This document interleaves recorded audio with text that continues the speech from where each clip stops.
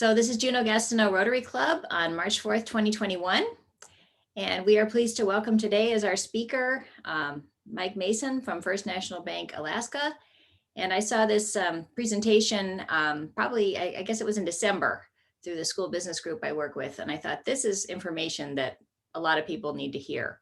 So I thank Mike for looking out for our safety on financial transactions. And Mike, I'll go ahead and turn it over to you.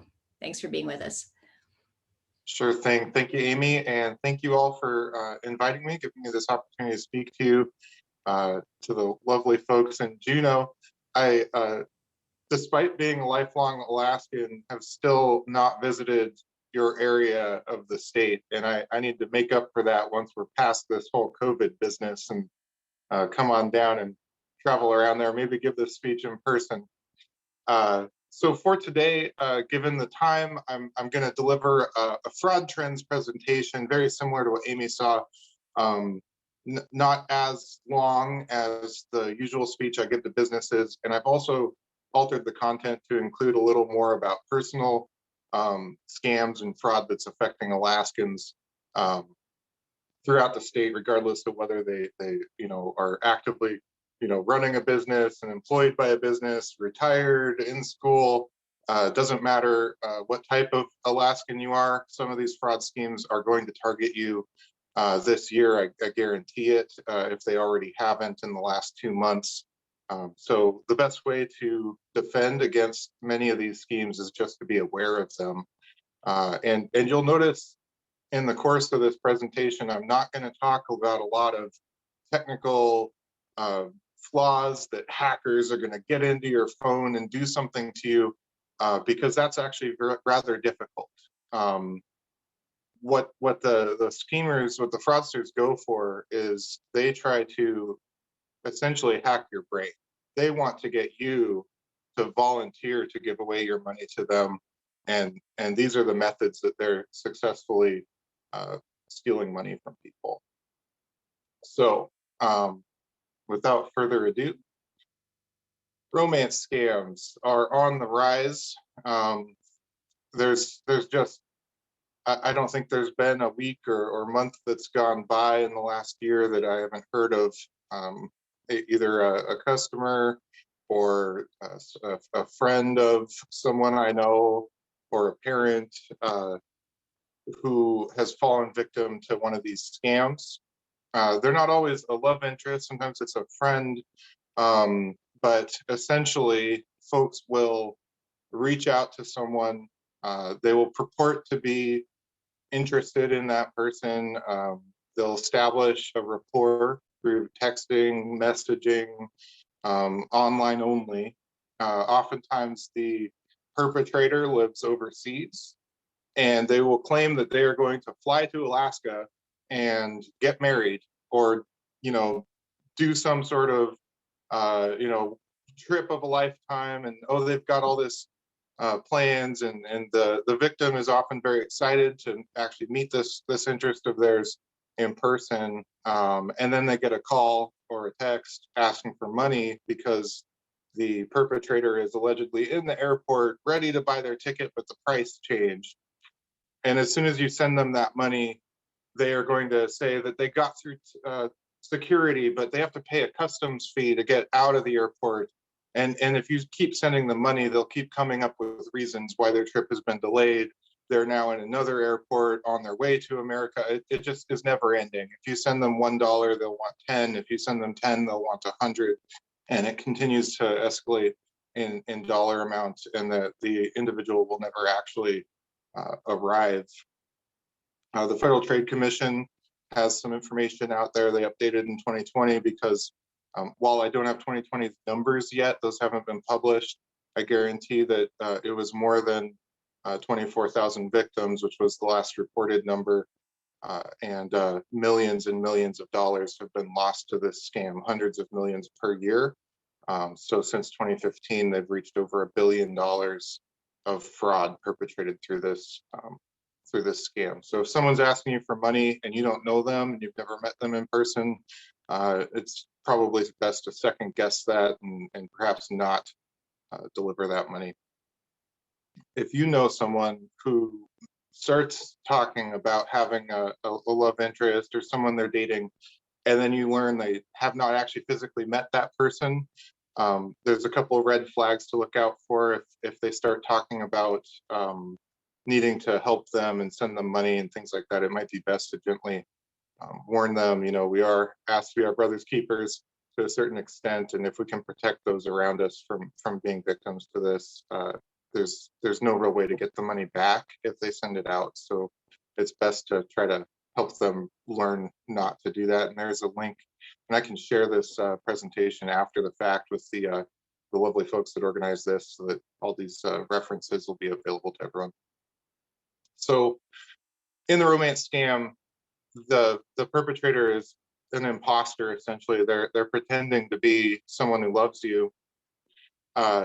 There's quite a few imposter scams. So we're coming up on tax time. IRS imposter scams are going to be going through the roof.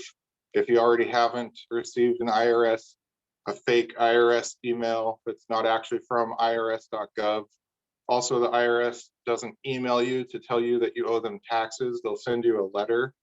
And they definitely don't cold call you and ask you for money. So an unexpected phone call from someone purporting to be an IRS agent is often the means that the IRS imposters use. They'll threaten jail time. They'll keep the victim on the phone and continuously talk to them and continue threatening them until they go and provide some sort of electronic payment. If the victim refuses or can't give a credit card or debit card, the scammer will keep them on the phone and talk them through going to a grocery store, purchasing gift cards, and then giving those gift cards to the scammer. And what, as unrealistic as that might seem, that the IRS would ask you to pay with gift cards, these scammers are very, very sophisticated. They know how to push people's buttons, and they know how to get an emotional response out of folks that they're talking to. And as soon as your emotions are engaged, the logical, rational part of your brain kind of turns off, and you become much more reactive. And they know how to structure their schemes, their pitches, to get that emotional response first, and then make the ask for the money second. And really, we just need to be very careful with anyone who's calling us for any reason that we weren't expecting a call, which segues into tech support scams. So the elderly folks trying to sign up for the vaccine, and the kids help them get signed up for the vaccine. That's the opposite of the tech support scam, basically. So in the tech support scam, usually these are out-of-state callers. They'll call someone, that they just happen to get their contact information. There's no actual connection there. They'll tell them their computer has a virus. They're calling from Microsoft. They're there to help. They walk the victim through opening a few system windows that victim's probably not familiar with on their computer. They'll find some sort of random error. Windows is very complicated and will always have errors here or there in some of the logs.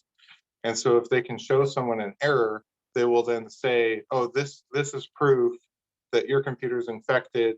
You just need to pay us $80, $60, some nominal fee, and we're going to fix your computer for you.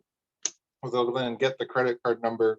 They'll charge the amount that they agreed to pay. And now they have that credit card number. It's likely going to end up as a stolen card and show up on websites for hackers to download, that kind of thing. So again, it's a cold call. It's someone you're not expecting. Don't give them any payment information. And I would just recommend hanging up on that call and calling someone you know is good with computers if you really are concerned. Now, again, another type of imposter, and we've seen this hit Alaskan victims, is the grandkid/family emergency. So typically calling an elderly victim, the perpetrator sounds young. They purport to be that person's grandchild. They often know the family connections and names. They've probably researched, possibly on ancestry.com, that kind of thing. So they know information about the family. The voice might not sound perfect, but they can always just add some static to the phone line because they're calling through a computer. and the phone number they're calling from, they can fake that number. So it might actually look like the grandkid's number if they've done their research. Often the claim is that the grandchild is in a Mexican prison or some other country. Usually we've heard it's Mexico. Of course, the grandkid has never visited Mexico. They're not even traveling. They're still doing whatever they do where they live.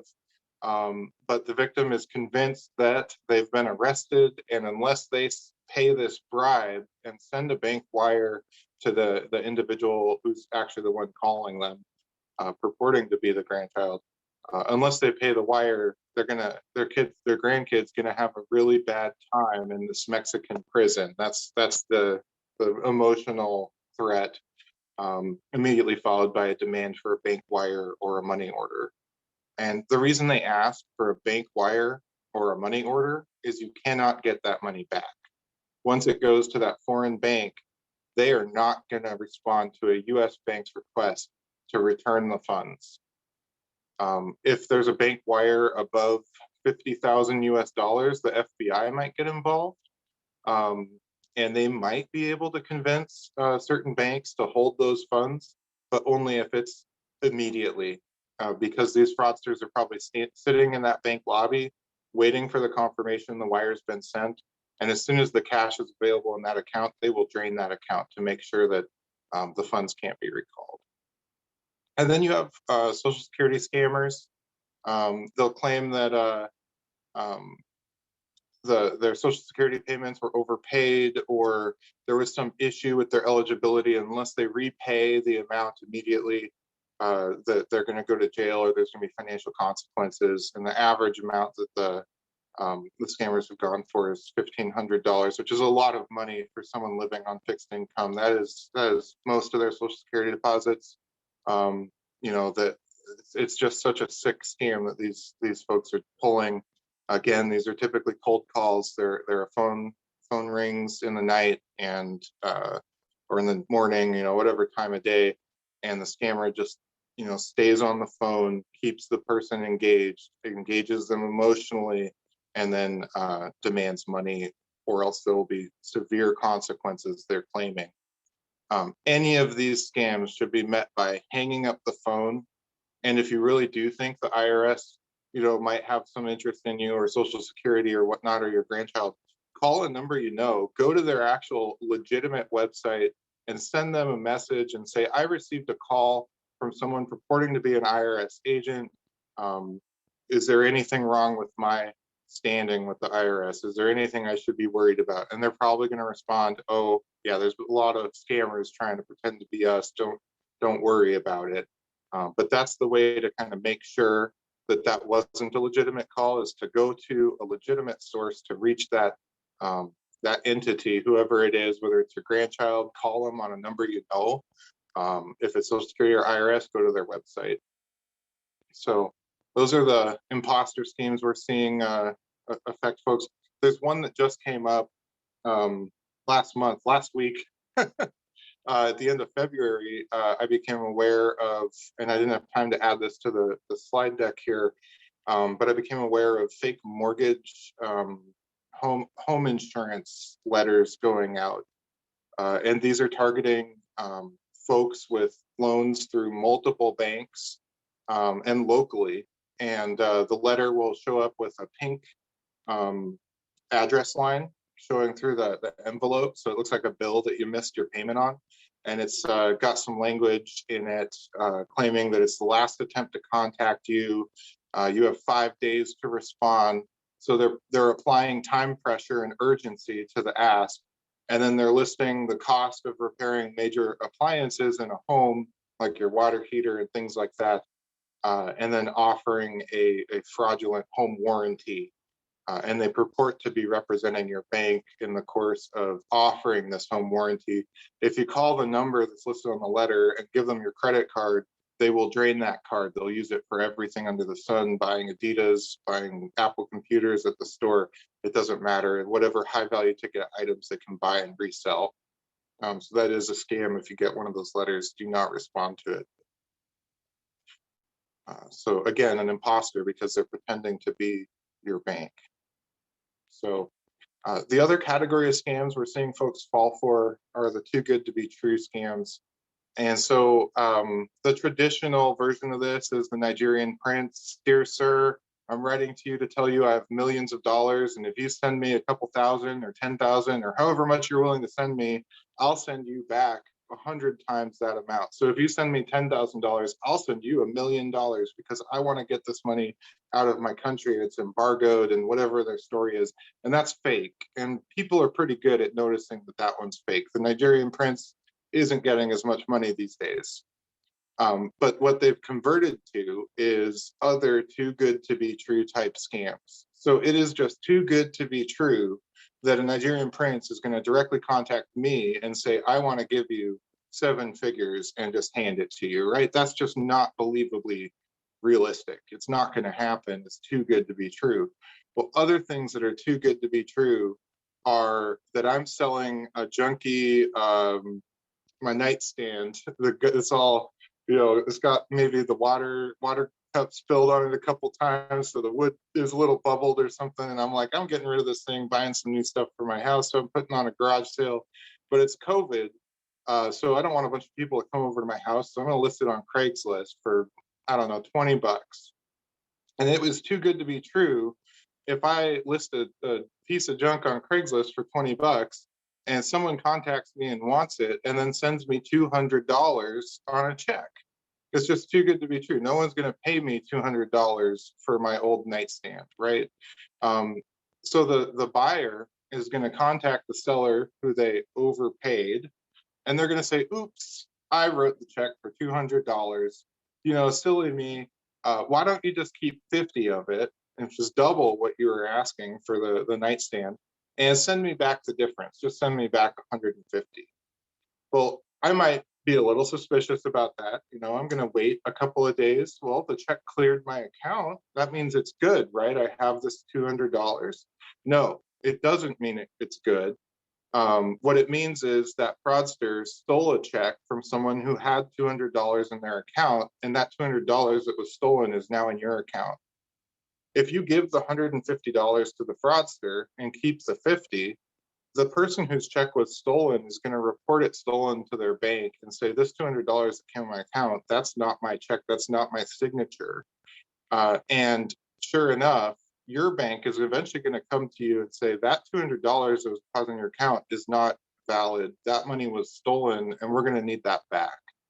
So if you provided the nightstand or whatever goods you were selling and the $150, you're now out $200 plus $150 plus the product or goods that you sold. So you become a victim 3 times over if you fall for one of these overpayment scams. So again, it's too good to be true. Don't trust it. Timeshare resellers, a lot of folks aren't using their timeshares these days because of travel and things like that. So again, it's too good to be true that someone is going to contact you out of the blue and cold call you to let you know that your timeshare is worth a ton of money and they can sell it right away. And all they need from you is to pay them a listing fee, and they're going to get it sold above market rate in record time. And then they contact you back a couple of days later and say, I got a buyer already, but we've got to prepay the taxes to make this transaction go through. And here's this deposit account information in Mexico in the name of Bob, and go ahead and put your money in escrow with Bob. Well, you don't put your money in escrow with individual people. Escrow companies tend to be a third party that's not affiliated with the buyer and the seller. And they should be a licensed company that's actually got a business license in the United States, not an individual personal account in a foreign country. And again, just like the romance scam, these timeshare scammers will just continuously ask for more money. They'll find new reasons. Oh, we paid the taxes, but now there's an excise fee, and now there's some other thing. Oh, we need to clean the place. And they will just keep asking for money until you realize that you're not going to sell that timeshare. And newly, within the past few months, we've seen scammers offering to give folks a priority line for the vaccine. Give them some money, they'll get you in front of the line. Hopefully we'll see that start subsiding as more and more folks are able to get vaccinated and the tiers are opening up. That's great news. And so hopefully these folks stop getting money with that scheme. But every major disaster sees a similar variant. Every major earthquake, big storm, fraudsters will prey upon people for any of those types of reasons. They'll use those as emotional triggers to get someone to agree to send the money. So how do they get that money? Well, they recruit money mules, because if I'm a fraudster and I want to steal money from Amy, I don't want Amy to send money directly to my account, because now I'm incriminated as the recipient of stolen funds. Similar to that overpayment check, and your bank maybe perhaps coming back for the money. If I'm the fraudster, I don't want my bank to come after me for the money that I've stolen. So I'm going to recruit Doug, and I'm going to tell Doug that I've got a job offer for him. And hey, Doug, I've got this job. You're going to earn 10% of gross revenues for the business, and I'm going to go ahead and make some deposits to your account, and you're going to keep 10% of those deposits and forward the rest to the operating account for the business. And that's your job, is receiving money and sending it out of the country to our foreign office. Does that sound like a good job, Doug? Absolutely. All right, you're hired. All I need is your bank account, your routing number, and that's it. I'm not even going to ask you for ID or set up a W-2. There's no payroll taxes coming out of this. You don't have to worry about taxes. It's tax-free money, and we're off to the races. You give me that information, and what happens is when I go scam Amy and I get her to send me that timeshare deposit, I'm going to tell Amy to send the money to Doug's account. And then I'm going to tell Doug to send me 90% of the funds. And what's going to happen is the folks who got defrauded, Amy, are going to go after Doug for the money. Doug's going to be left holding 10% of the money, and he's going to owe 100% of the money back. And meanwhile, he's wired that money out of the country to an account that's under my control. And so this is the scheme. These are the money mules. They're packing the stolen goods and hauling it to the destination for the fraudsters. So these are kind of like a too good to be true scam. It's a job that's too easy to be worth the money that you're allegedly being paid. No one gets paid hundreds or thousands of dollars for sitting at home and clicking a few buttons, unless they're, I don't know, a computer programmer or something. So another take on that scheme, if they're not transferring actual money, is third-party shippers reshipping schemes. So if they're not asking for your bank account information and trying to send you stolen money, they might ask you for your address and send you stolen goods, and then have you reship those goods. And that again it's a means of laundering the trail of stolen goods. So they're doing money laundering. They're trying to disguise the source of funds and the destination of funds, or they're trying to disguise the source and destination of stolen goods that they probably bought with a stolen credit card, and now they need to offload and sell in order to get liquid cash. 9 times out of 10, probably 99 times out of 100, the ultimate organizer of these schemes does not live in the United States. They actually live in a non-extradition country, oftentimes Eastern Europe, sometimes other countries around the world. And if they're in a non-extradition country, like say Russia, even if it goes all the way up to the FBI, the worst they can do is indict them, set up a warrant. They might be on Interpol, so they could be potentially arrested if they go to an extradition country, but not in Russia. Russia's government is never going to do anything about them.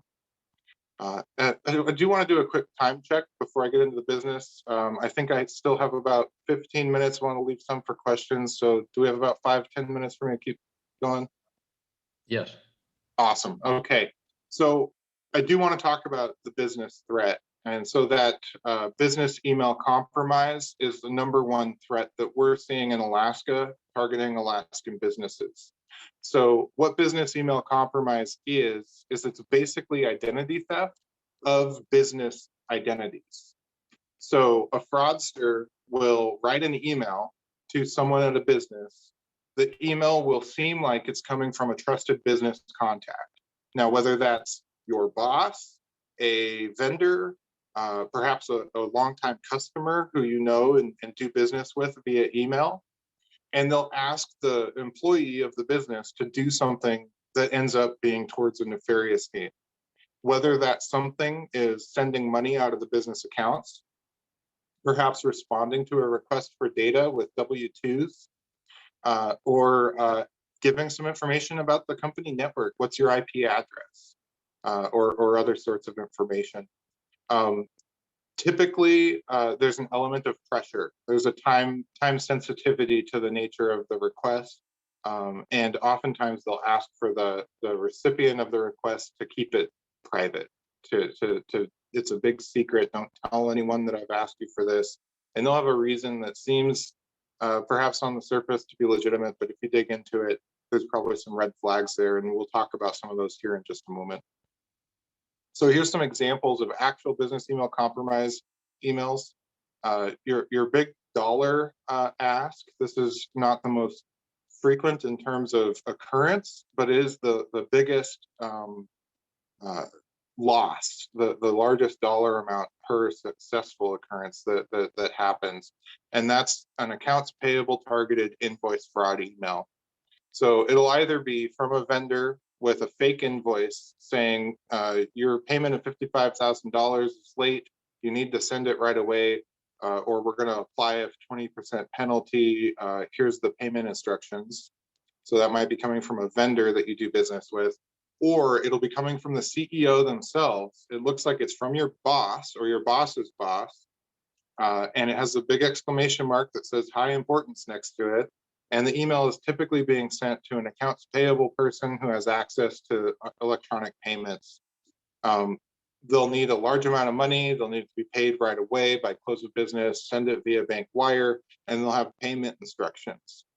And these requests are often, they seem legitimate when you look at the email. The sender email address might look correct.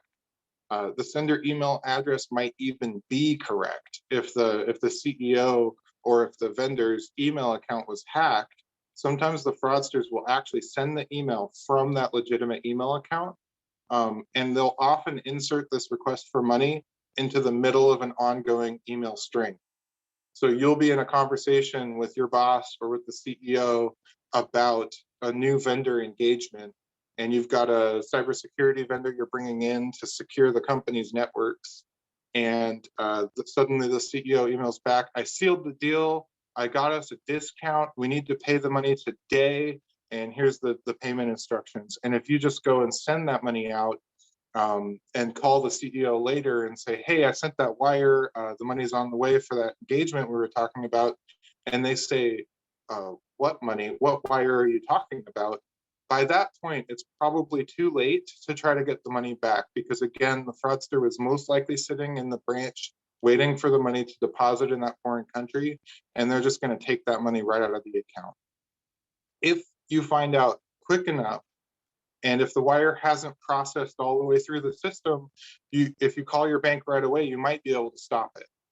With a local bank, you can call right away and get a hold of a real person. And if that item is in process, we'll most likely be able to stop the item from going out. And with some of those larger banks, you might spend a while trying to get through to the right people that can even look into it. By the time it's gone out to the Fed, it's very difficult to stop a wire. I did mention large wires, 50,000 above. So the example I gave, 55,000, contacting the FBI, having the bank contact the FBI, they might be able to try to stop the payment, particularly if it's going to certain banks. But it's very unlikely at the point that it's already left. So what you want to do is stop it from going out in the first place. If I get an email from my boss telling me to send money, I should be calling my boss and verifying that email at a number that I know for them before I actually send the money out instead of after. A variant on this scheme is payroll diversion. So new target, the fraudsters are emailing pretending to be an employee still, but now they're emailing the HR staff and they're letting them know that, hey, I closed my account at the old bank and I've got a new bank account number. Please send me the document so I can update my direct deposit. And oftentimes they'll fill out all the correct information. They'll even know the employee's social security number and other private details. And the next payday comes around, the actual employee is going to be calling HR going, where's my direct deposit? And they say, well, we updated your bank account. You sent us the new form. And again, once the money's gone, it's probably too late. Doug's got it. I sent it to him and he sent the rest of it out. So good employee that he is. Uh, so again, this is a very unfortunate circumstance when it happens, and it can be prevented by calling and verifying that request that was received out of band. So if someone emails it to me through one communications channel, I want to verify it through another communications channel by calling them at a phone number that I know. The newest scheme that we've seen just really spike in the last few years, and I'm waiting to find numbers for 2019, 2020 on this one, but I'm sure it's continued to grow because we've seen continued losses from Alaskans who've done this. Cold calls, text messages even, that purport, seem like they're coming from your boss, and emails requesting employees to go buy gift cards and send them to a CEO or a business executive or someone else within their organization.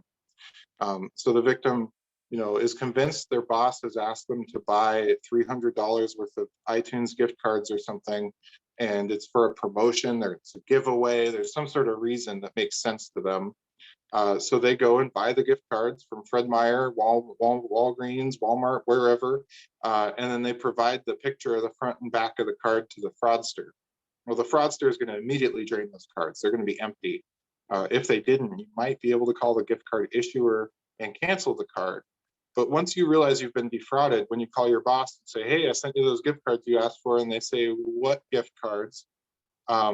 You can't go back to Walmart or Fred Meyer and ask for your credit card to be refunded because they provided a legitimate service. You purchased a fungible item from them and then handed it to a fraudster. It's the same as if you bought a toaster, walked out the door, and then handed it to someone else. You can't get a refund on the toaster you gave away. So they're not going to refund the gift cards either. So this scheme does have victims, and the companies whose employees fell victim or the individuals who fell victim to it, they don't really have recourse to recover their money. So again, just a new evolution of this misplaced trust that folks have in email. Now, I'd be remiss not to mention passwords in any presentation about securing yourselves and protecting. I mentioned I wasn't going to talk about a whole lot of high-tech gibberish and folks trying to hack things, because you really you don't see folks doing the I can't think of an example movie right now, but the hacker sitting there coding all the lines of code to steal, get their way into your computer. They don't need to. If you have one of these passwords, I guarantee you they can try 2 or 3 times and they're going to get logged in. And these are just examples of some of the worst passwords that came out of some of the data breaches in 2020. This list was compiled by NordPass. But really, any password that's a string of just letters or just numbers is a bad password. You want your passwords to be just gibberish. They really shouldn't be made of dictionary words. They shouldn't be easily guessed. They shouldn't be a string of numbers that are memorable to you, like your anniversary or birthday, because if it's memorable to you, it's probably something that a fraudster can research about you and figure out. And what we've seen is fraudsters are researching their victims. They're looking them up on LinkedIn, on Facebook. They're looking up the company directory. They'll look to see when the CEO is out visiting some other, speaking at some sort of conference, and that's when they'll strike. That's when they'll ask for the money. And so again, with passwords, just don't use your kid's name and their birthday. You want to kind of make it really indecipherable. A lot of folks find that using some sort of password manager is helpful, because then you don't have to try to remember all those passwords. So I've got a few steps everyone can take to protect themselves. Number 1, don't trust email, cold callers, folks you don't know who are contacting you out of the blue. should not be provided with any private personal information. If someone's pretending to be the IRS or the Social Security, call back a number you know. Look on their official legitimate website. And if someone's saying it's urgent, you need to send the money now, don't tell anyone. That's a red flag. If it's a business and the boss is telling me send money, don't tell anyone, they might be the fraudster themselves. My boss could be stealing money. I could be facilitating a crime by sending the money when my boss is telling me not to tell anyone. So if my boss told me not to tell anyone, we have whistleblower protection, I'd probably email audit. So you know, go to their boss and say, is this right? Or give them a call at their own direct phone number and say, did you send me this email? And they're probably going to say no. And then you want to tell someone in IT. And even on your personal life, you know, urgency to act and secrecy together, those are big red flags. You want to check your payments, who you're paying, how you're paying them, that kind of thing, against a valid source document. If you're closing a loan, you're buying a house, you're doing some large transaction, and you've got a contract that says, I'm going to pay a bank wire to this title company at this account and this routing number, and suddenly I get an email supposedly from my real estate agent or the title company or someone else involved in the transaction, maybe the seller, and they say, actually, no, we changed accounts. I need you to send it to this other bank account. That's a red flag. I have a contract, I have a source document that says I should be paying account number 12345, and all of a sudden you want me to pay account number 77789. That doesn't sound right. You know, maybe go back and rework that contract. Make sure you have a valid source document before you make your payment, and don't pay to a source that isn't specified in your agreement. So we can all monitor our credit report for free. Annualcreditreport.com. It was established by the government. They said these credit agencies, they have to give at least one free credit report per year. So the way you can get your credit report 3 times a year is you only ask for one credit report per bureau. So you can get one from Experian and then one from TransUnion and then one from the other. So you can kind of set up a calendar reminder every 4 months and then just keep an eye on your credit. You do want to use strong, unique passwords. And if you can use what's called multi-factor authentication, like a token or a little generating code on your phone, or even the text code that comes back to you before you make important changes to your accounts, I always recommend turning on multi-factor authentication. It'll help protect you from fraudsters who might guess that bad password if you use that Cubs123 I saw in the chat. And monitor your account statements and your card activity. You do have 60 days. Regulation E protects consumers from electronic fraud. So as long as you see that fraud and report it to the bank, they can usually refund the money to you if it came in electronically. But you need to notify the bank right away, the moment you see it. 1, you want to stop the fraudster from getting any more money. And 2, the rules of Regulation E require you to notify the bank. So you do have to tell them if you see that fraud. Don't put it off and wait for a day or 2 and then call back, because you might lose more money in that period of time. And so we should all be checking our accounts regularly. I've got just the last couple things here, a couple steps businesses can follow. You know, businesses are not consumers in federal law, so they should be monitoring their bank accounts daily. And business accounts can be even small things like a Rotary Club deposit account or other types of small organizations and associations.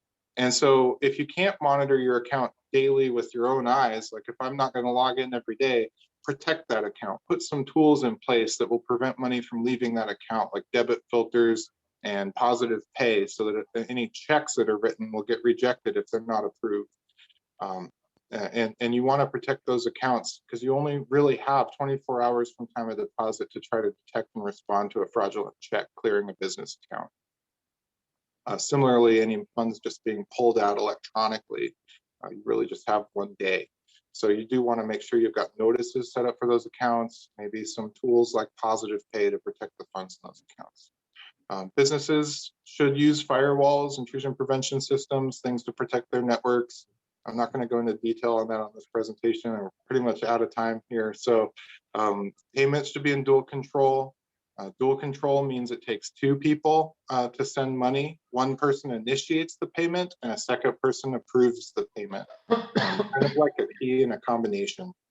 And then businesses really need to train and protect their weakest link. And that is by training their employees, making them aware of these schemes, and making sure they follow the procedures. Procedures are established to prevent losses in most businesses. And so you follow your established procedures to prevent fraud.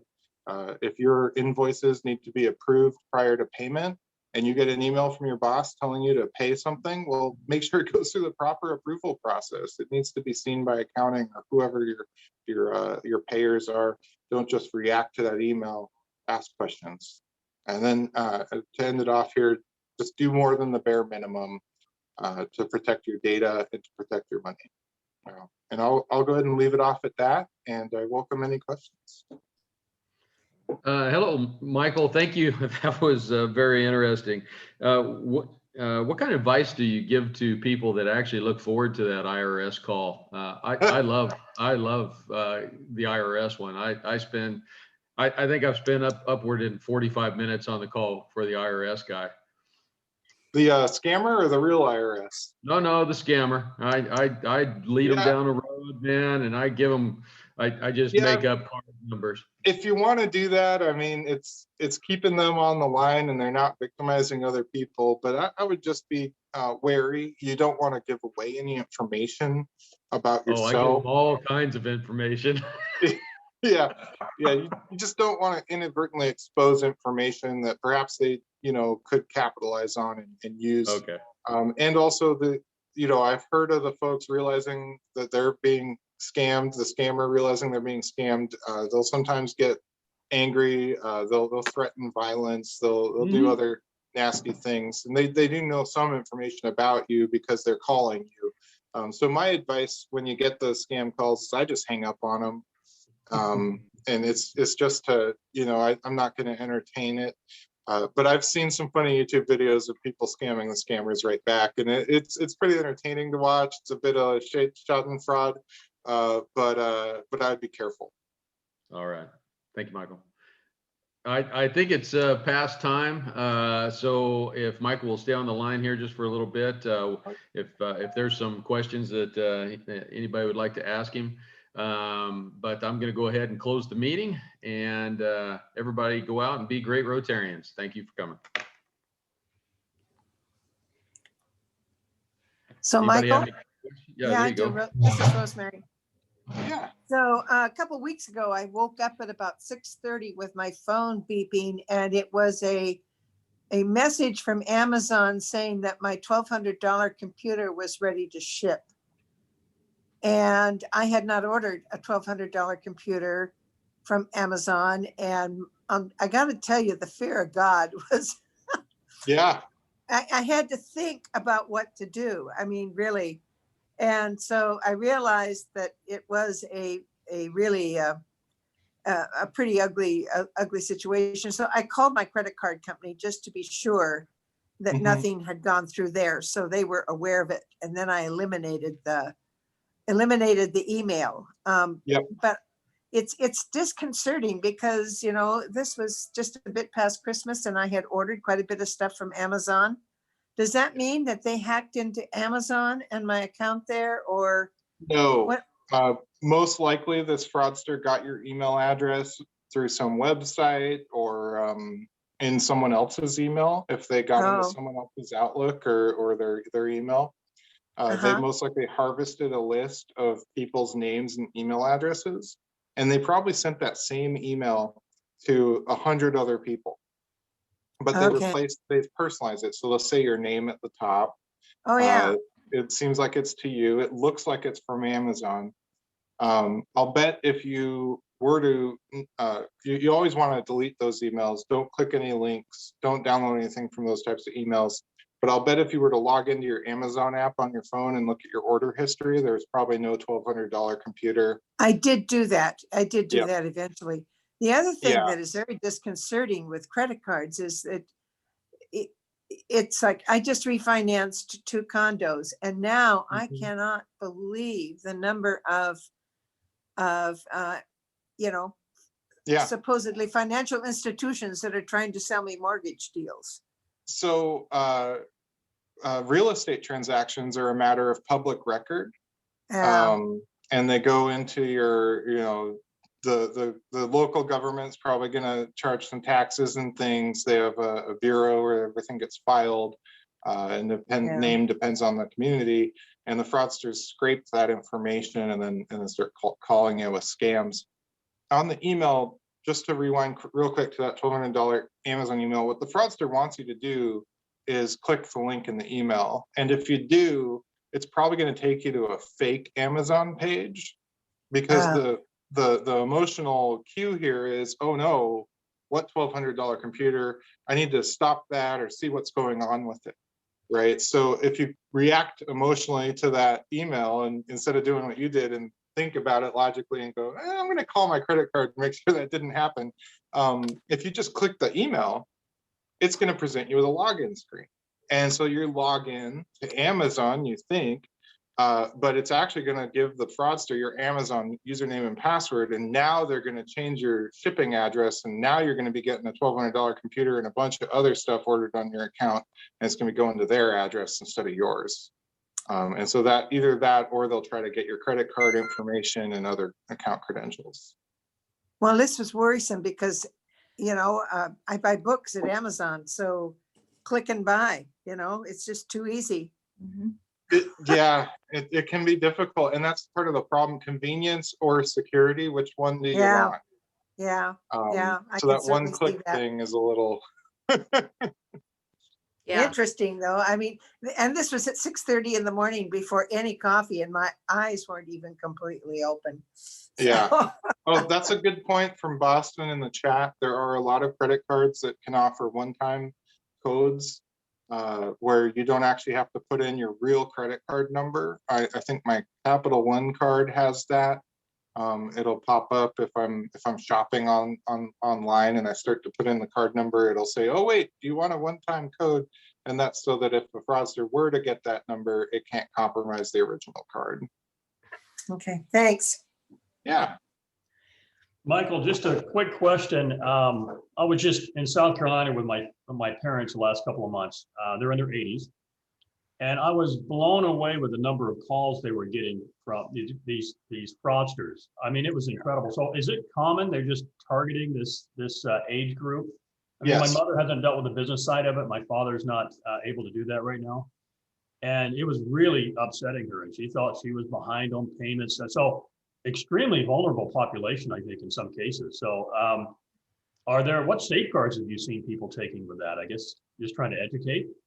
Education, being involved in your parents' lives, know what's going on. Make sure it's okay to talk about money.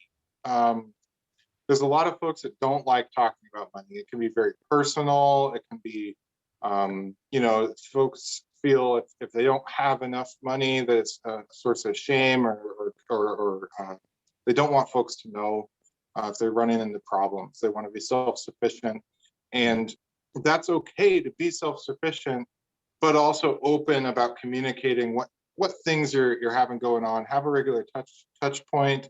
Make sure that, depending on the age and the vulnerability, asking them to let you know before and making any surprise payments, so you can check it out, make sure it's legit. Have an open avenue of conversation. At the bank, we look out for various red flags of elder abuse and fraud. And so there's quite a few kind of things for, when you have, say, example, a caretaker who's coming in with someone and then draining their bank account, or suddenly a pattern of behavior changes. And there's certain kind of warning signs that person may be being a victim of financial abuse. And so, just having good relationships, good rapport, good conversations, and open lines of communication, and making sure it's okay to talk about money. And just empowering them to know that if you get a phone call and they claim it's urgent, it is okay to hang up and write a letter to the company that they've purported to be from, and offer to help write that letter. Maybe, hey, we can get this resolved real quick by sending an email to their corporate email inbox, and they'll get someone official to respond to us about this. We can make sure that that's not that your home warranty isn't actually expired, or that the bank isn't going to repossess your home if you don't pay the surprise taxes that this person called you about, because that should have come in official correspondence on a letterhead, not in a phone call. And just kind of, trying to make sure folks are aware about these scams. Oh, another one from Boston there, the pumps, the gas station. If I talked about credit cards, I could have spent that whole 40 minutes talking about the pump scammers. Every single gas station pump that I've seen in Alaska, and one of my first management jobs was managing a gas station. Every pump has the same key, and it's a circle, just a plain circle with one little line sticking out of it. So anyone can make that key. You can make that key out of a coat hanger, and anyone can open a gas station pump. And once you open up the pump, you can take a little electronic device and stick it where the card goes in, and it will read the card number and then get that card information, so that the fraudster can now make payments with your credit card. Yeah. Oh, that's awful. Oh. Yeah. So what the gas stations have started doing is they put stickers on the pump. So if you see a sticker on the pump where the door opens and the sticker's broken, don't put your credit card in that pump. I'd go pay cash and inside before sticking my card in there. But the fraudsters have started combating that by buying their own stickers and sticking them on the pump after they use it. Sorry, I got a little excited there. So it's a tough thing to deal with. It's much more prevalent in the lower 48, particularly on interstates at the gas stations that you can stop at when you're, let's say you're on the Florida Turnpike and you're driving all the way the 300 miles down from the middle of Florida down to Miami. If you stop at those gas stations on the turnpike, I almost guarantee that pump has a skimmer on it. And they've started leveling up their tech game with those card skimmers. They'll have Bluetooth on the device inside the pump. So the bad guy only has to access the pump once. They don't have to come back and access the pump physically. They can just hang out and grab a coffee in the store and download your card data onto their phone. Yeah, so if you get your card declined while you're traveling after you get gas, your bank probably saw some transactions that looked a little fishy, and you might want to call them and let them know you're traveling, but also make sure that they haven't seen anything suspicious. And you usually can see your card transactions in real time. On the subject of card, what I do to protect my cards is I sign up for alerts. And I've set up rules through my app. First National has an app to control your card. Most banks that offer credit card have an app. And so you can set your card rules.